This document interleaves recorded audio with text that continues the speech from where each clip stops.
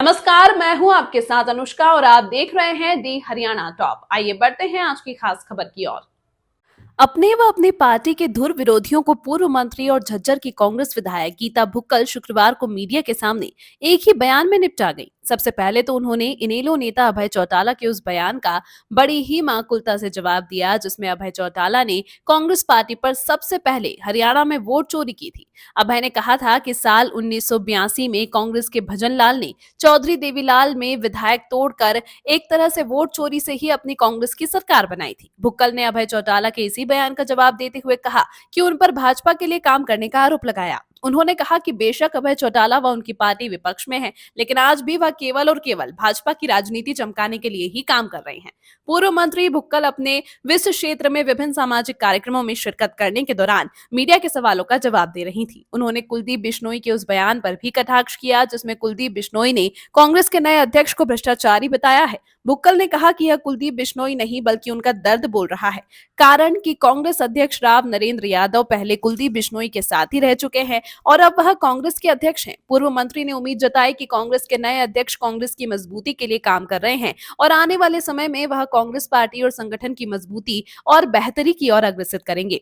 Cabinet मंत्री श्रुति चौधरी द्वारा कांग्रेस को बीमार और कमजोर बताए जाने के बयान का जवाब देते हुए पूर्व मंत्री भुक्कल ने कहा कि जब किसी की भाषा बदल जाती है तो फिर उसकी जुबान भी बदल जाती है। सभी को पता है कि श्रुति चौधरी और उनकी मांग किरण चौधरी में किस प्रकार से सम्मानीय पद दिए गए थे, लेकिन अब चूंकि वह भाजपा में है तो फिर भाषा भी भाजपा वाले ही बोलेंगी। पूर्व सांसद और कांग्रेस नेता ब्रजेंद्र द्वारा हरियाणा में निकाली जा रही सद्भावना यात्रा में कांग्रेस के किसी बड़े नेता के शामिल न होने के सवाल का जवाब देते हुए भुक्कल ने कहा कि ब्रजेंद्र पूर्व सांसद हैं और पार्टी की मजबूती के लिए ही वह सद्भावना यात्रा निकाल रहे हैं, लेकिन यह भी सच्चाई ही है कि कांग्रेस की आधिकारिक यात्रा नहीं है। यदि पार्टी हाईकमान निर्देश देगी तो सभी नेता इस यात्रा में शामिल जरूर होंगे, लेकिन अभी तक इस बारे में पार्टी की तरफ से कोई निर्देश नहीं मिले हैं। उन्होंने एक बार फिर वोट चोरी के मुद्दे पर चुनाव आयोग और भाजपा को घेरा। उन्होंने कहा कि चुनाव आयोग भाजपा की कठपुतली बनकर काम कर रहा है और भाजपाई उसके वकील बनकर अपने बयान दे रहे हैं, लेकिन इन सभी को यह नहीं भूलना चाहिए कि अब इनकी पोल खुल चुकी है और देश की जनता के सामने सच्चाई आ चुकी है। जल्द ही वोट चोरी मामले में देश के करोड़ों लोगों के हस्ताक्षर युक्त ज्ञापन महामहिम राष्ट्रपति को सौंप दिया जाएगा। कांग्रेस पार्टी ने राष्ट्रीय स्तर पर इसकी पूरी तैयारी की है। मैं पिछले लंबे समय से कांग्रेस का हर नेता कांग्रेस की एकजुटता के बारे में हरियाणा में कह रहा है, लेकिन पिछले कई दिनों से ब्रजेंद्र सिंह जो है कांग्रेस की सद्भावना यात्रा निकाल रहे हैं। पार्टी नेता ये तो कहते हैं कि हर नेता अपने स्तर पर पार्टी को मजबूत कर रहा है, लेकिन उसके साथ जो है पार्टी का कोई बड़ा नेता अभी तक यात्रा में दिखाई नहीं दिया है। इसका क्या कारण? देखिए, विजेंद्र सिंह जी पूर्व सांसद हैं और इस समय सद्भावना यात्रा सभी जगह कर रहे हैं। जैसे हमारे पार्टी के सम्मानित अध्यक्ष जी ने, सीएलपी लीडर ने और प्रभारी जी ने कहा कि ये यात्रा है, कोई भी व्यक्ति कांग्रेस पार्टी की मजबूती के लिए यात्रा कर सकते हैं, उनको पूरा अधिकार है। लेकिन ये कांग्रेस की आधिकारिक तौर पर निकाली गई यात्रा नहीं है। लेकिन इसमें यही है कि अगर कोई भी व्यक्ति निकल रहा है, अच्छी बात है, सभी जगह वो जा रहे हैं और यात्रा कर रहे हैं, पर आधिकारिक तौर पर हम लोगों को ऐसा कहा नहीं गया है कि आपको उस यात्रा को ज्वाइन करना है, सबकी इच्छा पर निर्भर करता है। डूमर खान साहब ने, वीरेंद्र सिंह ने कहा है कि कांग्रेस में किसमें कितना दम है, वो 6 महीने के अंदर ये सद्भावना यात्रा दिखा देगी किसका अपना पार्टी में कितना किसका दम है।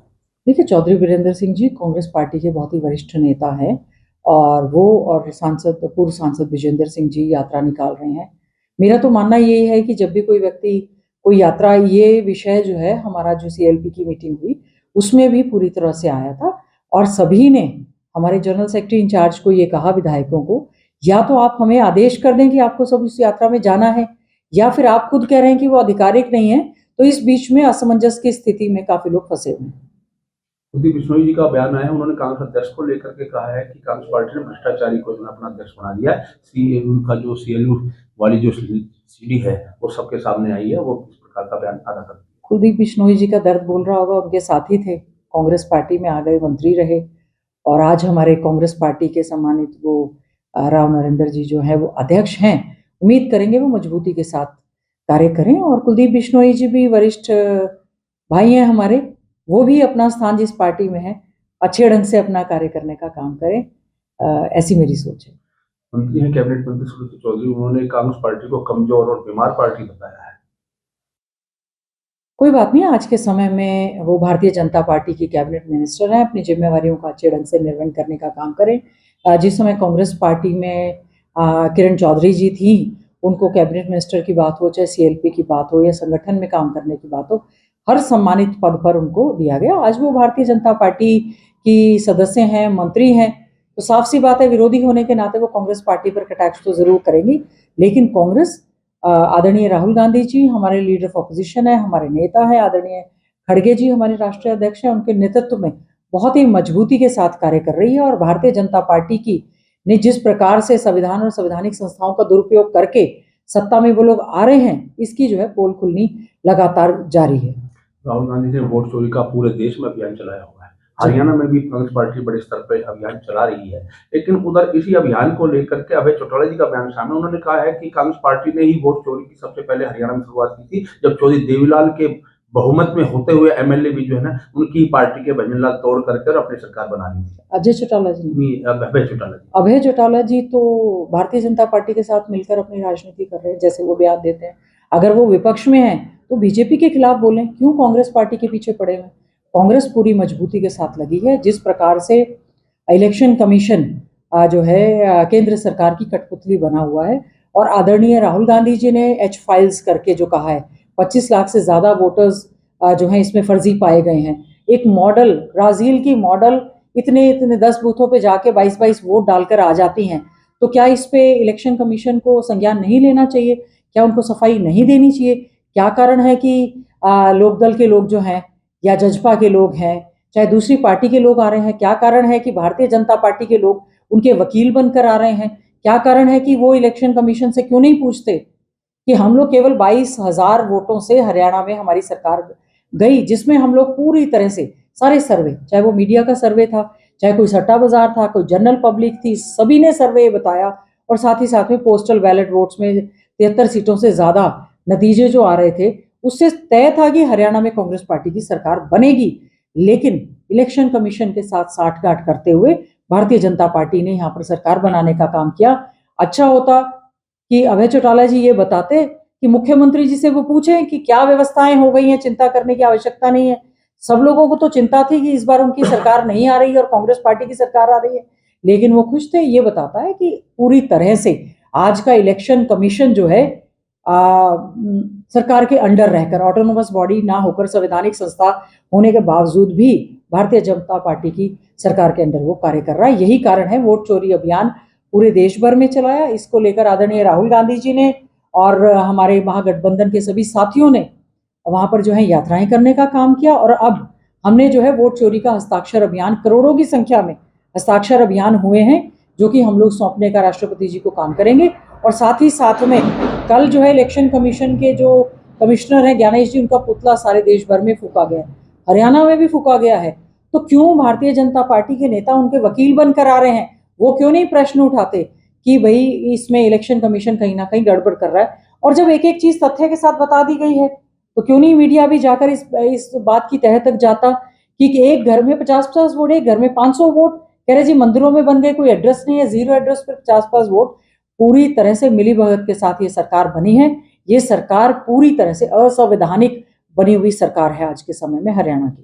कांग्रेस पार्टी या महागठबंधन बार बार कह रहा है कि बिहार में महागठबंधन की सरकार बनेगी, लेकिन जिस प्रकार से आप लोग आरोप लगा रहे हैं, तो क्या ऐसा नहीं लगता कि आने वाले समय में भी ऐसा संभव है? देखिए, बिल्कुल ठीक है। आपने कहा, जैसे कि आदरणीय राहुल गांधी जी ने कहा कि हरियाणा में हम मान के चल रहे थे, मध्य प्रदेश में मान के चल रहे थे, हम छत्तीसगढ़ में मान के चल रहे थे, जब सरकार नहीं बनी, इसीलिए उन्होंने वोट चोरी गद्दी छोड़ का अभियान जो है उसकी अपनी टीम के माध्यम से पूरा सर्वे करवाया। और उसमें पता चला कि गड़बड़ करके ही ये सारी की सारी जगह सरकारें बनी हैं। ईडी सीबीआई का तो दुरुपयोग करते ही रहे हैं, साथ साथ में इलेक्शन कमीशन के साथ साठगांठ करके, क्योंकि ये बीएलओ के बस का नहीं था जो कार्य हुए हैं।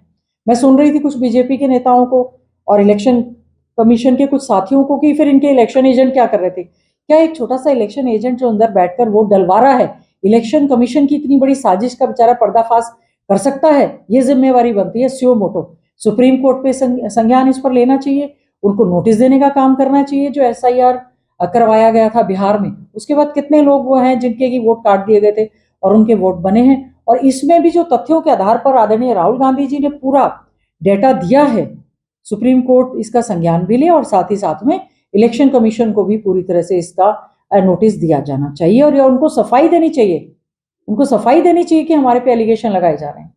लेकिन मुख्यमंत्री तो ये कह रहे हैं लोगों को बुरगलाने का काम कर रहे हैं इस तरह के। मुख्यमंत्री जी कोई पॉपुलर सरकार नहीं दे रहे थे उस समय, लोग बिल्कुल खिलाफ थे। कर्मचारियों ने लगातार कांग्रेस पार्टी के पक्ष में पोस्टल बैलेट वोट देने का काम किया है और मुख्यमंत्री जी खुद भी घबराए हुए थे और बीजेपी भी घबराई हुई थी। तो क्या कारण है कि क्या ये सभी के सर्वे जितने थे उनको जुटलाने का काम करेंगे कि सारे के सारे सर्वे एक तरफ और इनकी व्यवस्था एक तरफ? तो कहीं ना कहीं इन्होंने कहा सब व्यवस्थाएं हो चुकी हैं, घबराने की जरूरत नहीं है। तो इतने कॉन्फिडेंट मुख्यमंत्री जी और उनके बगल में बैठे हुए पार्टी के जो अध्यक्ष हैं वो कैसे कॉन्फिडेंट थे? इसका मतलब कहीं ना कहीं उन्होंने ये जो साजिश और तैयारियां कर रखी थी वोट चोरी की, पूरी तरह से हरियाणा में न केवल वोट चोरी हुई बल्कि इसमें हमारी सरकार भी पूरी तरह से चोरी हुई है। और इस मामले को हम लोग ठंडा नहीं होने देंगे।